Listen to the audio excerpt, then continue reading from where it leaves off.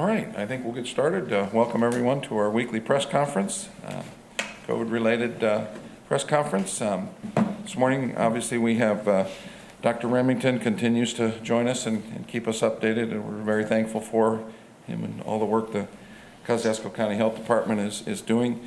Alan Teo is here from KEDCO and Rob Parker from the Chamber, so we'll get to them in a minute. I will start with our local updates. First of all, testing. Testing continues in Central Park. This is probably our final week from what I'm hearing, although we're doing everything we can to try and get that testing time for the state mobile site extended.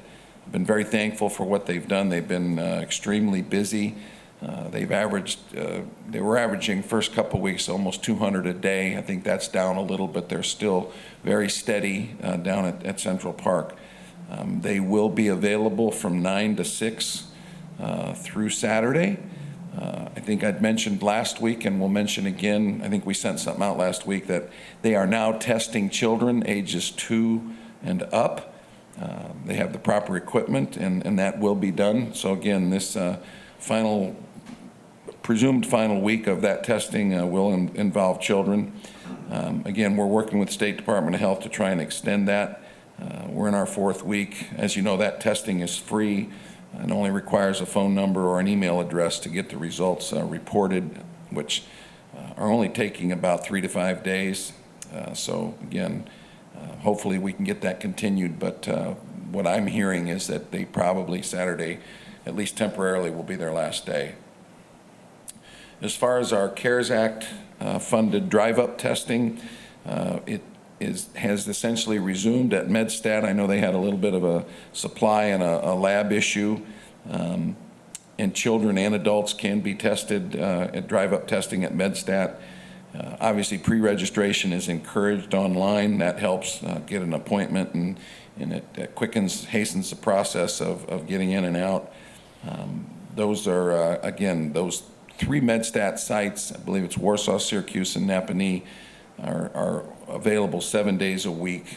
The actual hours, I would have you check the MedStat website for, but I do believe they start early, 7 a.m., and go, I think, at least through 7 p.m., at least on the weekdays. So MedStat is continuing their testing. They're continuing to do the PCR testing, which is, again, taking a little bit of time for the results, but it's the same type of testing that we have offered, that city and county have partnered our CARES Act funds and offered for about the last 5-6 weeks. And Monday we'll begin testing at Parkview in Warsaw. Again, it'll be the same type of testing, similar operation. It'll be PCR testing. It will be drive-up testing. I believe they will only offer testing Monday through Friday.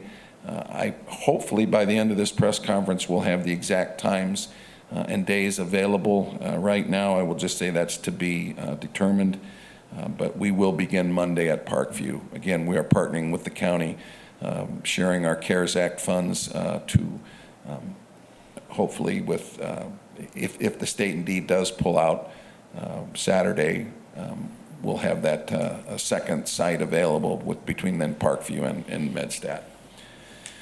And the CARES Act testing, the way it works is, again, if you've got an insurance card, please present it. They can bill for that. If you don't have a card, there will be no charge for that. I just spoke with Dr. Hoffert maybe 20 minutes ago to just get a quick update. They are still planning August 18th, opening day, but they are working with the Kosciuszko County Health Department daily, I think as Dr. Hoffert said, minute by minute. So they're certainly keeping a very close eye on the situation, the data, and I'm sure Dr. Remington will mention this here in a moment. And they will react if necessary, but as of right now, school will begin on the 18th. Dr. Hoffert mentioned they're in their 3rd week of summer school, and things have gone very well to this point, so he's encouraged by that. He also asked me to pass along that if anyone has not registered for school, they've had a very good, I think about 95% of the students have registered, but there are still some that haven't, so just jump on the website and you can register that way. Also on the website, they're keeping their up-to-date information, any changes that occur, changes in protocol. That's probably the best source of information. So again, he was very encouraged that their summer school had done well, but no one is taking anything for granted. Still got a couple weeks. Today's the 5th, so I think we're 2 weeks out, a little less than 2 weeks out, and hopefully we'll be there opening day and be able to get school started. But he understands that things can change, and he is working with the health department. Masking, again, thanks to Rob, who he'll talk in a minute about the video we showed last week and is available, I know, or accessible on the Chamber website. I know there's a link on the city website. The Mask Up video was done very well. I actually sent it down to the governor's office and had his staff take a look at it, and they thought it was great. So it's done very well, and again, very appreciative of time and resources it took to get that done. I'm personally encouraged by the participation I've seen in the community. Again, I know it's not perfect, but I think folks are understanding how important this is. Again, to me, it's the one way we have of having, trying to affect not moving backwards, not going back to shut down and stay at home. And I think people are understanding that. It appears to me, and while I know it's not perfect, I think we're doing well, and just ask that we continue to be diligent on the masking. With regards to masks, I've got a little bit of an update. I keep referring to it as Ann Sweet's group, but she's informed me that this group of seamstresses is known as the Pincushion Pals. And they completed 1,500 masks for Warsaw Community Schools that will be delivered to the superintendent's office Thursday. They're currently sewing 150 masks for Sacred Heart. They're supplying adult and child-sized masks, again, to the fire station across from Owens for distribution to the public. And they are taking some miscellaneous orders like Bowen Center, Home Care, and Hospice, and the Beeman Home. She told me that they've delivered 8,000 masks so far. So, and I know there's many other groups that are out there, but that type of support, again, I think is really foundational to the acceptance of the masks in the community. People have their own fashions, if you will. I'm very simple with my very boring paper mask, but it's comfortable for me, so I like it, and that's what I wear.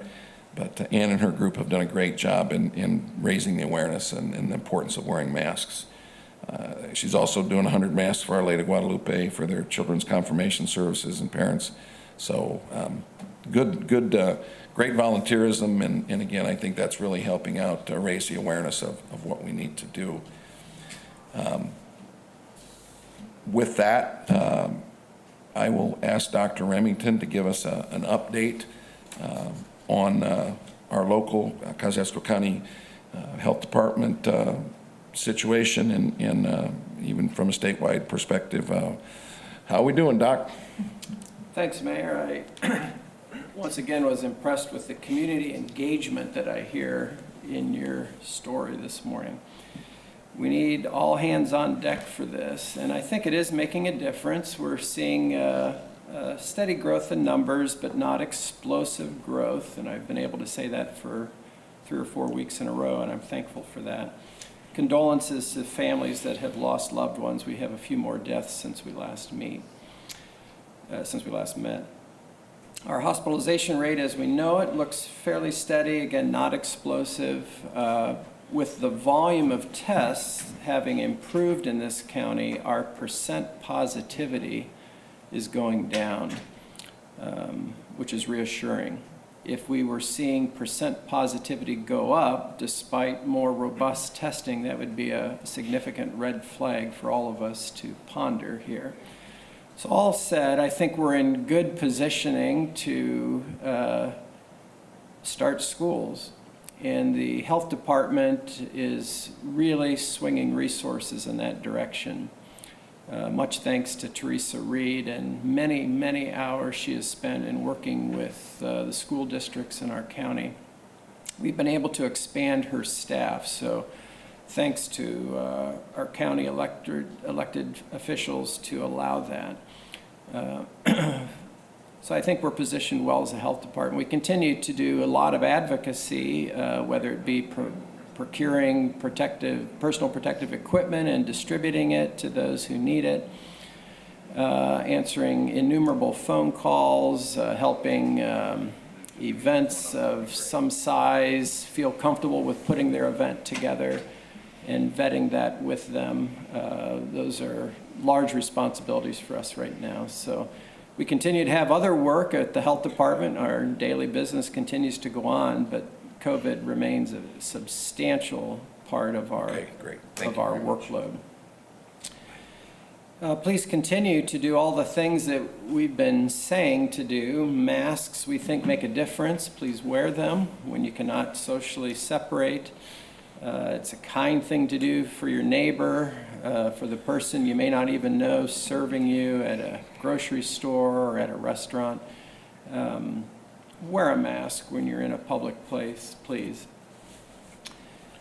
Socially separate if you are someone with substantial health issues or aged. Think twice before you head into a major public event, despite their best efforts to socially distance you. We will continue to watch our numbers carefully. The state's dashboard for COVID has become increasingly sophisticated. And so anybody can click on that and look at the numbers with us. We will continue to, as we are able to distribute our data as we see it scrolling coming through the health department. We'll be looking at the data, scrubbing it, trying to figure out the hospitalizations and active versus old infections, that kind of thing. So I trust our data right now, and I hope you do. Continue to look for it, whether it be on our website or a Facebook presence, and many are on our email blast when we have new data. So thank you for the collective community efforts. Thanks for the Chamber putting together that video with the mask initiative. And Mayor, thank you for your advocacy, particularly with the testing, which has been just wonderful here in the last 2-3 weeks particularly. And thanks for facilitating that. Thank you. All right, well, speaking of that, I apologize, I missed a little bit. I got called out as I assumed. I got final details. Parkview will be testing from 8:30 to 5 at their Warsaw facility. They're asking to call for registration at 372-0030. And again, that would be CARES Act testing at Parkview. Monday through Friday, 8:30 to 5, 372-0030. So I appreciate that. I'm sorry, I missed, I was going to ask you, and you might have mentioned it while I was out, was there any discussion of our local positivity rate? So our local positivity rate has come down, which I think two things. Number one, we don't see exploding new cases that would push past that, but primarily I think because the volume of testing has just improved. Right. So there's actually two things that fold into that are reassuring to me. Okay, very good. All right, thank you. All right, I'll turn it over to Rob. We've been talking about you here this morning, so we'll give you a chance to chime in and let us know how community is reacting from a commerce standpoint and our businesses. How are we doing? Well, thanks, Mayor. First and foremost, I just wanted to give credit where credit is due for the mass video. We do have a health and wellness committee that meet and talk about how we can improve health and wellness in our community. It's also how we came to be a healthy community designation here in Kosciuszko County. And so the mass video was born out of that, and Lauren Klusman, our Director of Marketing Communication, was the one who put it together, and she does a great job for us. And I'm so thankful to have her on our team. And all my staff members work really hard to make sure that we're doing everything we can for our community. And yeah, I think the narrative needs to change on the mask, and that's kind of why we put it together. It's not, we don't wear a mask because we're told to. We wear a mask because we care about our neighbor. And I think that resonates for most of us here in this county, is we do care about each other, and so that's why we wear a mask. So that's the spin we want to put on it. You know, obviously, if we can slow the spread, it's going to keep our economy open, it's going to keep our schools open, and that's something that we all want, and we all can rally behind. So kind of forget the mandate, and let's just work together to make sure that we're doing the right thing to ensure our economy stays strong, our kids stay healthy, schools stay open, and that's really the incentive behind that mask. So thank you for mentioning it.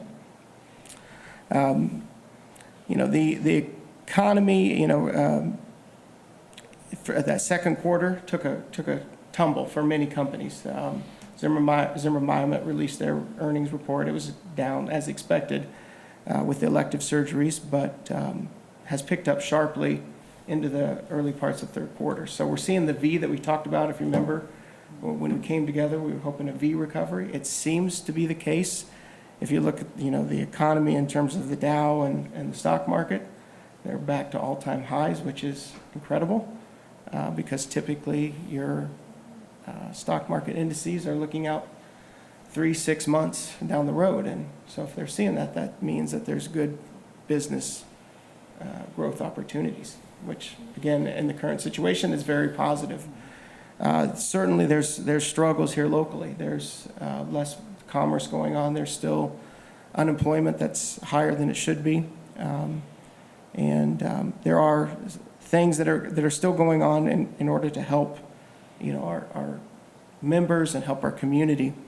So for the downtown, we still have a facade grant. So if anybody needs to improve the looks of their building, we have a grant that's available for that through WCDC, Warsaw Community Development Corporation. We also have a revolving loan that's for the entire city of Warsaw that has several hundreds of thousands of dollars in it, about $400,000 that's available in $50,000 increments. And we'd encourage anybody who is needing to improve their business in light of, you know, any decision criteria, but, you know, especially now with COVID and going to more e-commerce, you certainly could do that. And I would encourage individuals to get with the chamber, and we'd be glad to help with that. And as you know, part of that, we wanted to help our downtown businesses. So on August 13th and through the 15th, we're going to have sidewalk sales. Again, we encourage everybody to wear a mask, but it'll be a great opportunity for kids going back to school and parents who might be going back to the job to get some new clothes and just frequent our downtown shops. So we really appreciate the community support for that. Tomorrow we actually are welcoming our new educators for across the county. So we will all be together, social distance, mask and appropriate, but to welcome them, to introduce them to our community and let them know some of the support mechanisms that are available to new educators. So that'll take place tomorrow over at the Russell Center. And as far as big outings or big events, our next one will be our golf outing. We've been working really hard to make sure that we're doing it well and doing it right, but it's unbelievable. It's the record number of people wanting to golf ever for our outing. And you know, it's always been a big outing in the past, and it's going to exceed that, but we have things in place that'll keep everybody safe, but it'll be a good time. We're looking forward to it. All right, thanks, Rob. Yep. Appreciate it. Alan? All right. Well, hey, thank you, Mayor, again for the invitation to be here. Appreciate the collaboration happening throughout the county as we work together. I mean, these are difficult times, but of course, I think we're all forward-looking. You know, we're looking to how do we adapt, how do we adjust, and how do we help continue to really be part of a thriving Midwest community, a very unique community. And so a couple updates from the KEDCO side. I spoke the last time we were together about our Small Business Relief Fund. We still do have dollars available in up to $10,000 increments, zero interest loans to help companies with business recovery and job retention opportunities. We want to help companies continue through and continue to adapt. So Rhonda Laddig is our point of contact for that. There's an online application. Our committee meets weekly, but we appreciate the city of Warsaw, the county, town of Winter Lake, and the state of Indiana contributing dollars toward that fund. And we have somewhere on the order of, $400,000 still to loan out. So money available to help companies, again, navigate through and get to where they're ready to, do a building project or something, like work with Rob's program. And so excited about, again, being able to work with more companies throughout the county on those kind of initiatives. We continue to reach out to companies in the area. I did a quick tally. We have, just myself, I've worked with about 30 companies so far this year, of which about half of those are still pursuing some kind of job creation or investment project or opportunity. So companies do continue to grow and look for ways to do so here in our community. Within that, we're also supporting, doing quite a lot around our housing initiative to support the development of more workforce housing. And so appreciate the buy-in we have from Warsaw and from the county and town of Milford and other areas to help us identify more areas to see workforce housing come together, as well as in building our talent initiative to help build a pipeline of talent coming from elsewhere. Again, we're in really uncharted waters, different times than we all anticipated if we would have been sitting here a year ago, right? But we think that our community is very well positioned to be able to support people, who may want to come here from a larger market, may want to come back home from a different area, and be able to provide access to just a really unique quality of life, as well as just the kind of industries and employers we have here that can help people advance in their careers. So we can help build that pipeline, provide tours of the area, help spouses or partners find jobs. We just want to be able to provide that single point of contact along the way. A couple other things we're doing really quick. Today we're actually launching a podcast series called the Clearly Kosciuszko Podcast. We're on iTunes, so you can find us on iTunes. I think it's on Google Play as well. But the idea is really to help tell the stories about people who have moved here or who can share their experiences in the community. So our first, interviewee today is Jay Michaels from Wagon Wheel Theater, someone who's so passionate about the area, but also someone whose organization has adapted to a very different environment than they would have anticipated when they put their series together coming into 2020. And so, again, excited about that. It'll be a weekly podcast series coming together. We do also maintain some of our events and initiatives. We have the Summer Innovation Series, which is an online series of sessions. We're on session 4 of 6 today. To help business owners, entrepreneurs, nonprofit leaders look at how they can really build skills around innovation and look for new problems to solve, which, right, we're all looking for how we can solve problems we see around us. And then we do continue to offer, next week we'll have our Outside the Fishbowl event, which is for people who've moved here from elsewhere. That's always the second Tuesday at 4 p.m. We do that outdoors so we can stay distance, right? And then we are also having in August our quarterly Agribusiness Roundtable. And so that will be an online event, but if folks are interested, certainly can share details about our Agribusiness Roundtable. So again, we continue to look for ways, like other organizations like the Chamber, to help meet the needs of the community and help entrepreneurs, business owners, decision makers really continue to look at how they can grow their companies here, as well as how we can work with our elected officials and other leaders to help make sure we continue to have thriving communities. So that's a snapshot from KEDCO. All right, thank you. And I know... I have one more thing I Sure. forgot to mention. Go ahead. We are in the process of putting together a community-wide gift card program. So we should release it here very soon, but I wanted to make sure that people knew that we're working on something where if you wanted to buy a gift card, it'll be good for multiple entities throughout the county, not just one individual. And when we kick it off, there'll be an incentive for individuals to purchase those gift cards. We'll match it to a certain degree. So spend 20, get 10, something to that effect. Spend 30, get 20. Details will be coming, but I just wanted to make sure people knew that we are working on that, and it should be here very, very shortly. Great. Thanks. Well, listening to both you gentlemen and as I've been kind of reflecting here, that nothing in this community seems to have stopped. This community is a dynamic community, and there's expansion out in the tech park. There's expansion out in the airport industrial park. There's things going on with commerce. I know you mentioned the Wagon Wheel, and give a little shout out to them. They're going to go back to the old days. They're going to do their always Patsy Cline out in the parking lot. I saw the tent set up, and hopefully the weather will stay nice for them. They've had a rough year. They've been trying to adjust and adapt. a lot of subscriptions that are not going to be realized this year, and I know it's been tough for them, so I just make a quick shout out to maybe try and support them. I think this play will be going on for the next 3 weekends, I believe.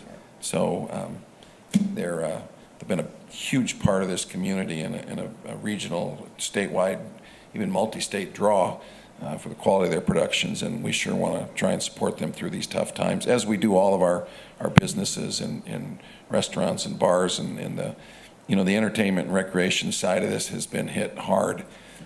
So don't want to leave anybody out. I say that about Wagon Wheel at the risk of hopefully not offending anyone else. It's just very critical that we continue to try and support all those businesses that are being restricted by the COVID situation. So with that being said, let's open it up for questions.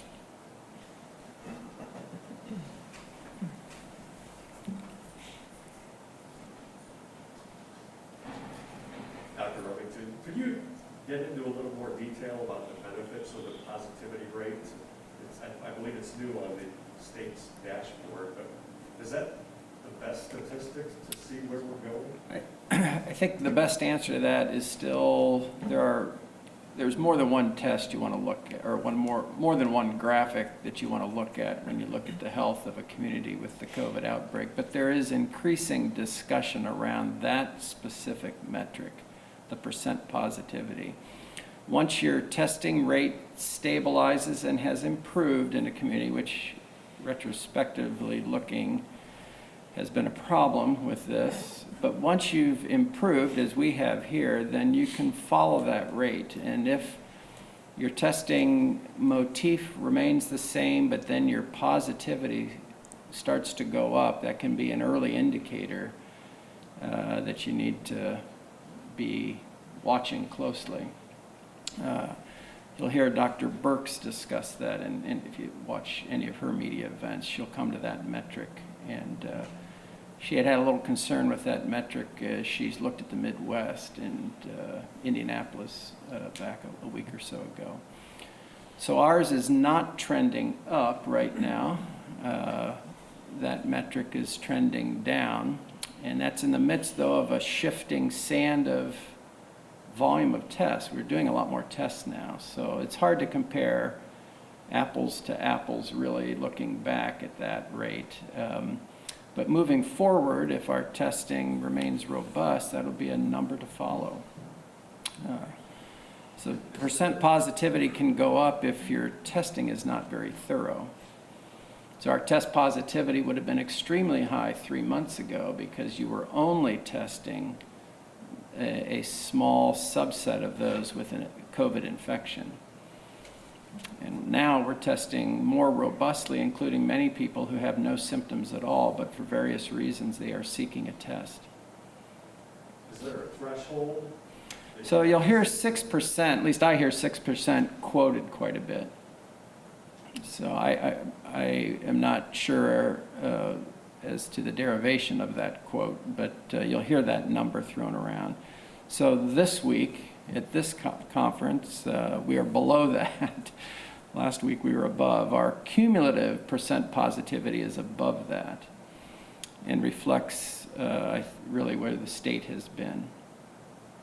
So, and the 7-day moving average helps you avoid just looking at cumulative data, which the longer the timeline goes along, it less and less reflects your most current position in the pandemic. The cumulative number only, it dilutes your recent experience. So the 7-day rolling average idea helps bring a more dynamic and daily or weekly feel to where you are in the pandemic. So, Dave, I believe so. Mayor kind of talked about this already, but one thing I was doing this morning was looking at the Indiana-born notices to see layoffs and stuff. And I noticed that Fort Wayne, Indianapolis, a lot of hotels have layoffs. We're still just got 2 new hotels. I guess I'd want to talk more about tourism, and at what point do you start trying to attract people back to the area?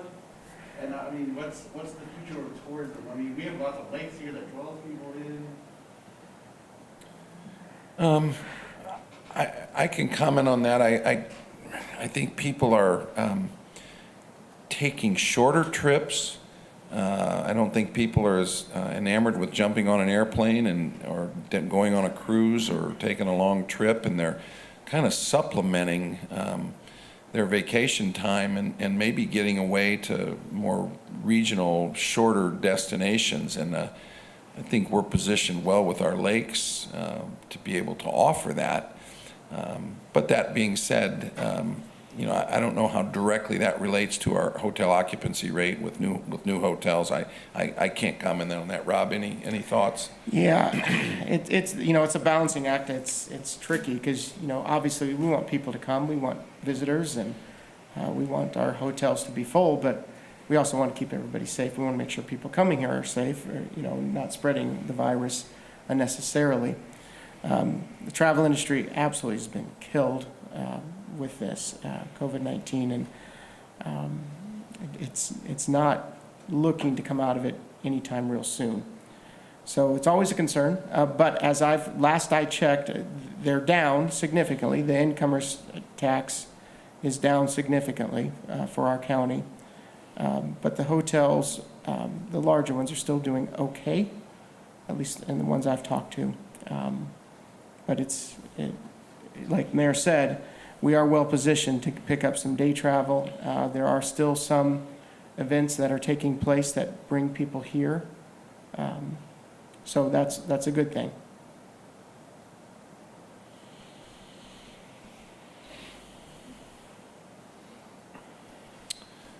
Dan, go ahead. The mics aren't on. If you just want to ask your question, I'll repeat it for the audience. Sure. For LTO, I was curious, I believe you said 400,000 is still available. Can you tell us how many companies have taken advantage, how many more are in the pipeline, and are you surprised at all that more companies have not stepped in? So the question is, with $400,000, around $400,000 available for relief and recovery for local small businesses, Mr. Spalding wants to know how many have actually taken advantage of those funds, and are we surprised that maybe there is money still remaining and that not maybe more people have taken advantage of it? So on the question, the Small Business Relief Fund, we put that together based on what we saw as far as feedback from business owners, our kind of read of this landscape. We are still south, or somewhere around 10 applications approved. We do still have somewhere in the neighborhood of 15 to 20 applications in our pipeline at different stages.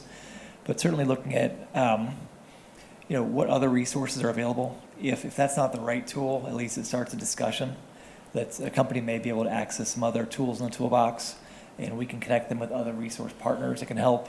And so it's not going to work for everybody. I know some business owners, decision makers are reluctant to take on a loan right now, even though the terms are frankly, very generous, 0 interest, 6 months deferred payments. It's still it may not be the right tool for everybody. I think where we're at, we just need to get more awareness of that it's available throughout the county, frankly.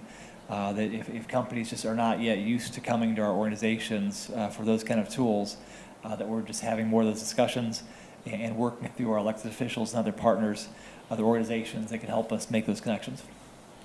Alan, I would also ask you for your comment on, I think with the payroll protection being basically a forgivable type of loan, and the fact that I believe there's still some available. It would appear that a lot of businesses are taking advantage of that, and being a forgivable loan is probably their first choice. So I would assume that may be part of the reason that unforgivable, although albeit 0 interest with very generous terms, may be second in line. And I know initially when the city moved to create that fund, the PP payroll protection plan was was new. There was really a lot of confusion. Department of Treasury was changing the rules, seemed like every day.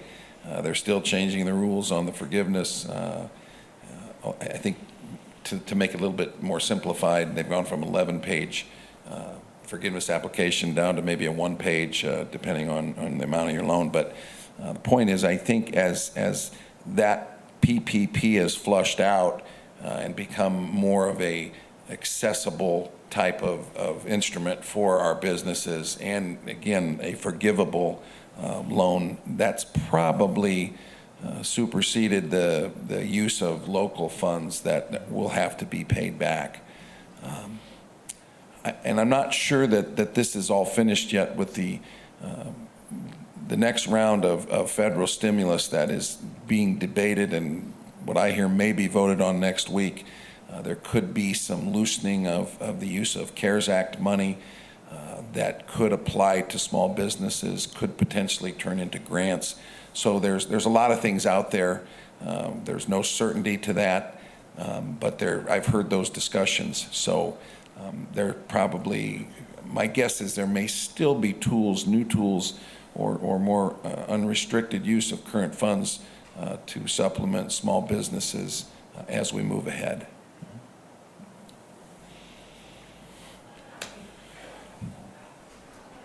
Dave, that one, yeah, just go ahead.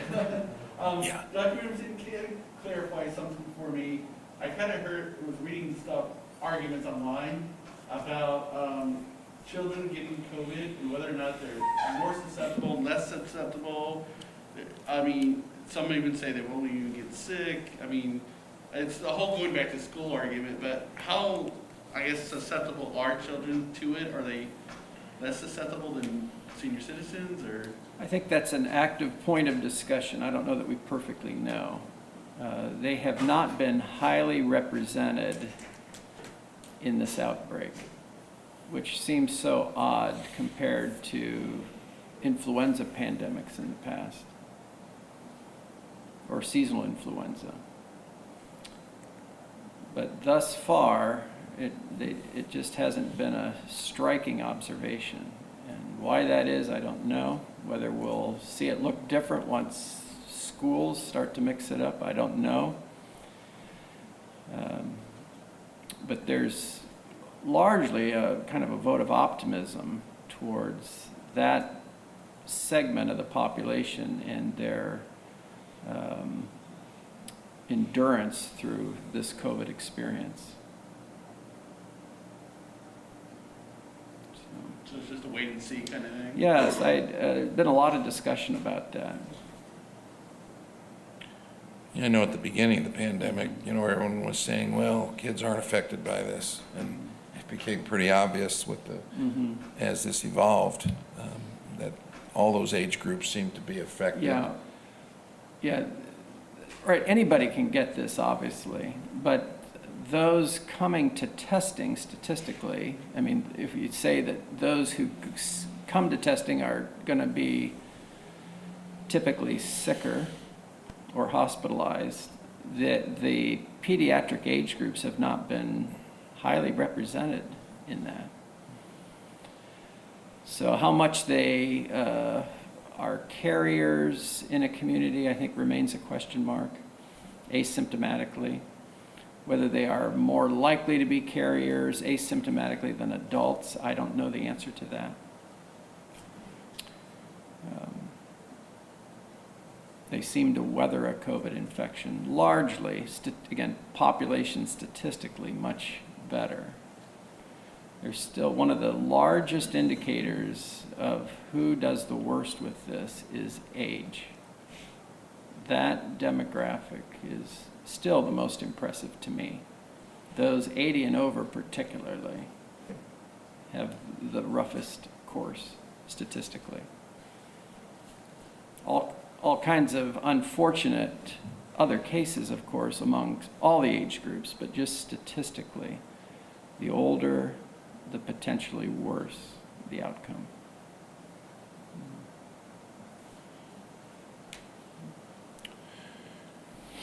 Any other questions? Okay. Well, again, I just remind you all to please continue to mask up. Again, I think Things have been going good, and hopefully we can continue that way.